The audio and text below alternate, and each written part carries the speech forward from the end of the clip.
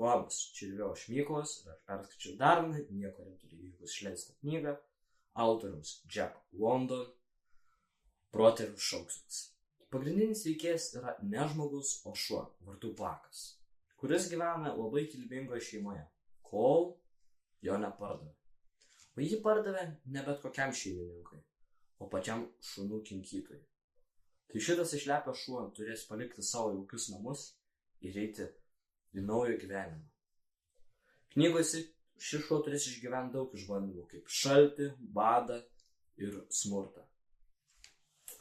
Kas kiekvieną dieną šis šuo vis stipresnis darydavosi, nes jį išbandymai ir klaidos daro stipresniu. Skaitydami šią knygą jūs visą veiksmą matote iš šuns akių ir kaip jis mato pasaulį. Man asmeniškai šita knyga patiko tuo, kad Bakas tapo vienas iš geriausių šunų jų gaujoje. Pagal šios knygos logiką, tuo pačiu gal ir gamtiškai, kai tu esi grupiai pats jauniausias, pačiai gaujoje, tavęs atsikrato ir paima naują šunį. Tai man patiko tai, kad Bakas likdavo aukščiausioje lygiai ir neatsirado jokių konkurentų, kurį jį galėtų įveikti.